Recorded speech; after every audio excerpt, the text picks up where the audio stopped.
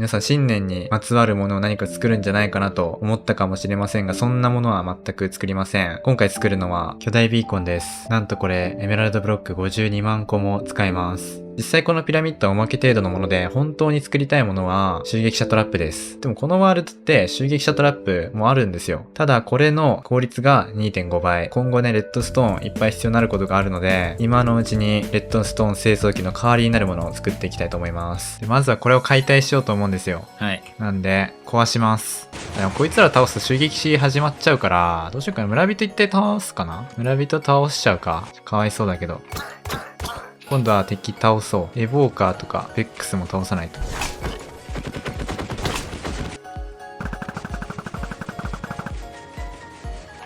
これいっぱい入ってんだっけな。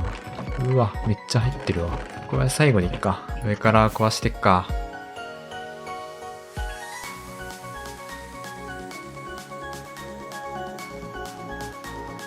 とりあえずこれで解体完了ですね。はい。まだここら辺に残ってんのは、向こうに作る予定だから、あっち作ってから移動させるって感じにしよう。一旦、拠点戻って材料集めするか。鍾乳石ないね。鍾乳石集めてくるしかないや。やっと見つけた。鍾乳石製造機とか欲しいな。帰ろう。OK、これで材料全部集まったね。では早速作っていくんですけど、この装置は地下にも作るので、少しだけ露天掘りしていきます。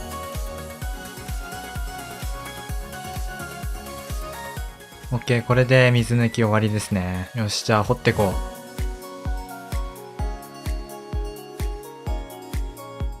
これで下準備完了ですね。あとは下から順番に作っていきます。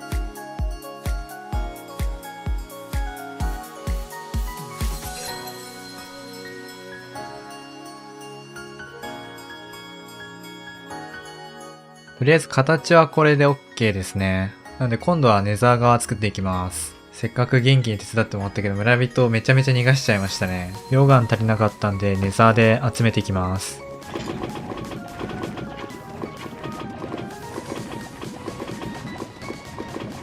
ネザー側の材料も集め終わったので作っていきます。こっちはラベジャーを倒す用の溶岩と、あとはトーテムを回収するための装置もくっついています。次は溶岩入れですね。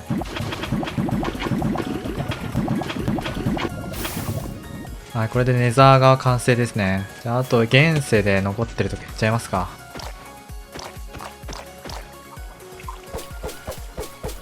今頃この実績解除した。次は装置に村人を入れていきます。この装置作ってる間に元気が村人を運んでくれました。村人は37人必要なのですが、一人一人運ぶのも結構大変ですね。わあ、これは結構時間かかりそうだな。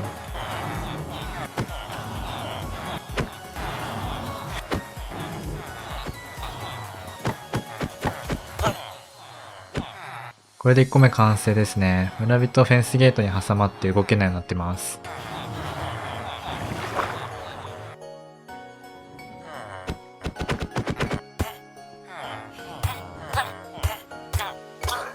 またやってしまった。すまん村人。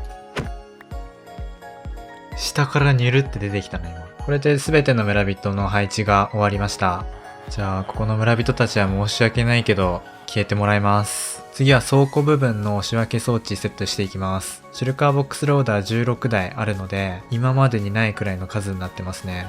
仕分け装置のセットやっと終わりました。あとはあそこにあるビーコンとか、あとは前の倉庫部分をこっちに移せば、やっと動かせます。ここにめちゃめちゃ空のシルカーボックス入ってるんですけど、これ移動させるのも一苦労ですね。ちょっと今からこれやります。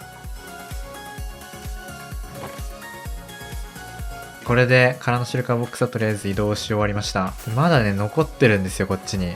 火薬とか、雲の目とか、砂糖とかっていうのが前の襲撃者トラップの時にいっぱい残ってるんで、これも全部拠点に移動していきたいと思います。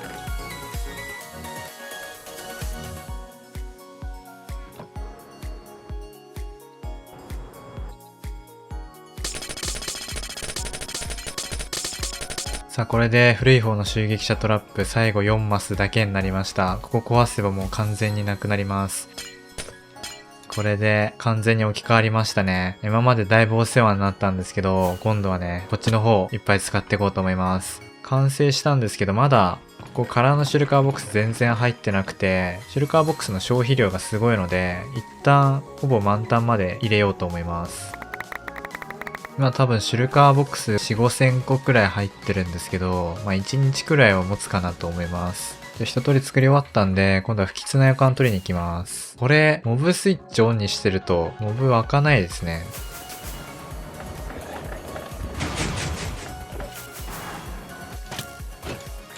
よし、逃げよう。じゃあ、試しに使ってみますか。このセーフティモードをオフにして、防具立て一回殴ります。今襲撃始まっちゃってるんですけど、この状態で防具立て殴ると、上の方にモンスターが湧くんですよ。はい、湧きましたね。もうラベジャーとかいっぱい、ここ今見えないんですけど、いっぱいいます。でそうなったらセーフティーモードオンにして、ベックスいるのは聞いてないですね。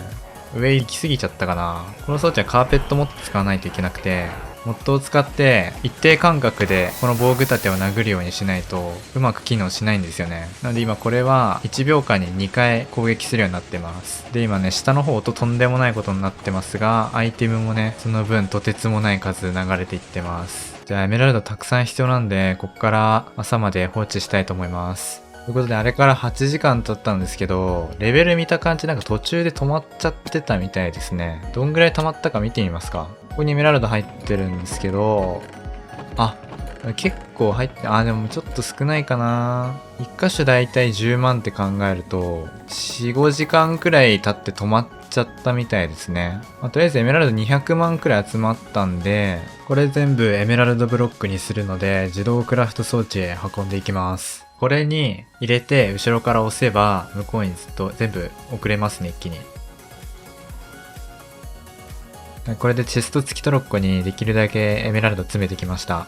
これ10台あって手持ちにもいっぱいあるんで、合計56万個くらいのエメラルドが今ここにあるんですけど、これを自動クラフト装置まで運んでいきます。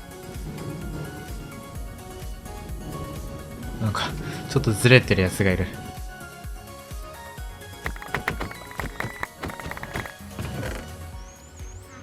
この自動クラフト装置いつからかわかんないんですけど、壊れててちゃんと動かない時があるんですよね。なのでさっき直してきましたが、多分また壊れると思います。ピラミッドを作るのにエメラルドブロックが52万必要なので、さっきのチェスト付きトロッコで運ぶ作業をあと8回はやらないといけません。とりあえず一旦エメラルドブロック20万ブロックくらい集めました。多分これ土台部分のほとんどが出来上がるくらいは集まったかなと思います。では巨大ビーコンを作っていきます。作る場所は海のど真ん中ですね。海面レベルから一番でかいサイズで作りたいってなると、海以外だとわざわざ整地しなきゃいけないのでここにします。ではまずは外枠作っていきます。作ってたら海底神殿があって採掘速度低下つけられちゃいました。これ倒しといた方がいいかな。倒し終わったので引き続き作っていきます。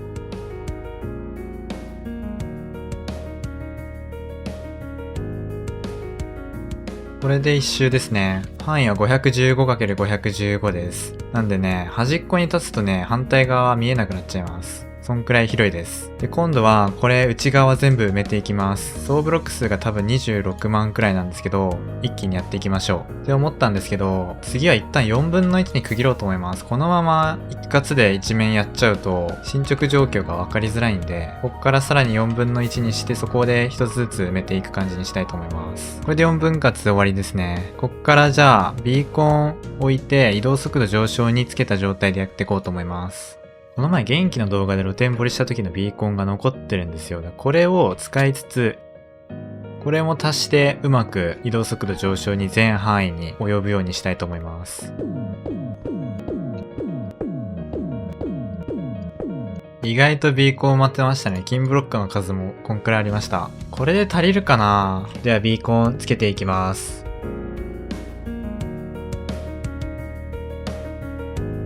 これで4分の1の範囲全部ビーコンが行き渡るようにしたんで、移動速度上昇につけておきました。じゃあ早速置いていきますか。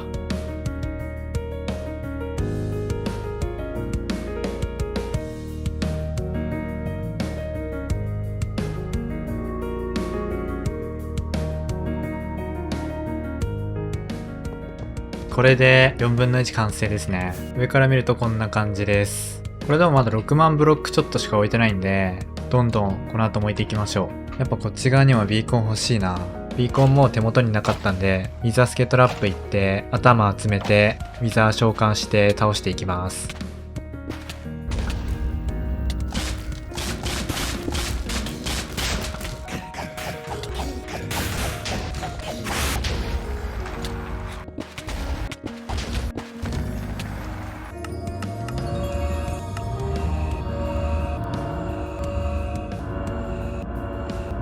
とりあえずこれでこっちのエリアも移動速度上昇2がつくようになりました。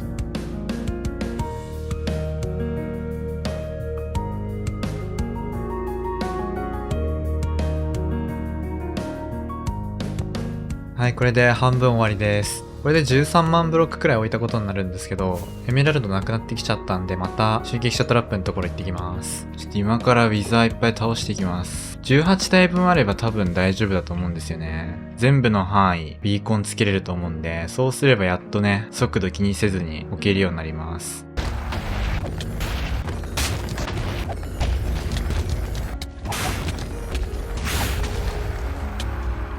これでネザースター18個集まったんでビーコンにします。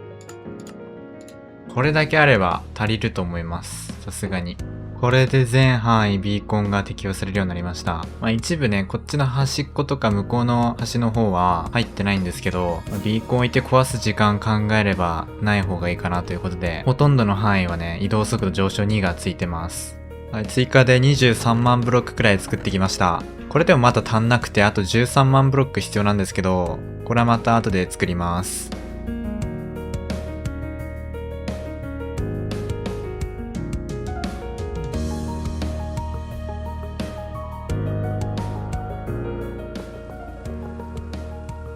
よし、これで全部下和式終わりました。結構広いですね、やっぱ。これでピラミッド全体のブロック数の半分は置いたことになるんですよね。逆に言えば、あとはもう普通に積み重ねていくだけですね。でも床の方が置くの楽なんで、こっから積み上げていくのは結構時間かかると思います。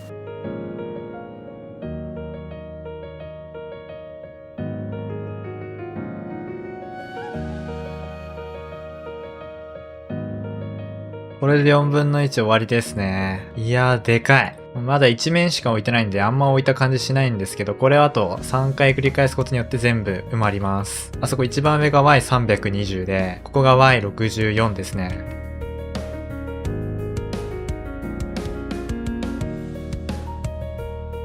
OK、これでもう1面終わりですね。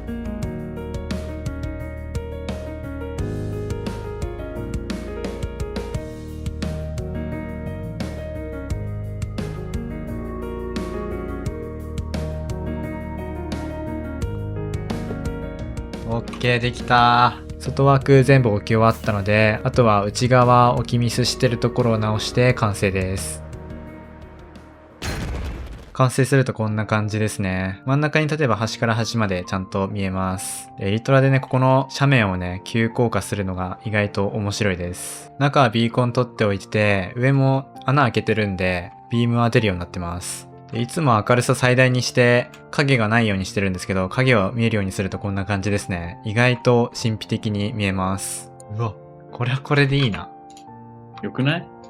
どうせモブ湧かないんだったらこれでいいじゃん。なんか、すごいね。そんな感じで今回は巨大ビーコン作ってみました。次回は最近ウィザスケの頭集めるのちょっと苦労してるんで、ウィザスケトラップ作ってみたいなと思います。それではまた。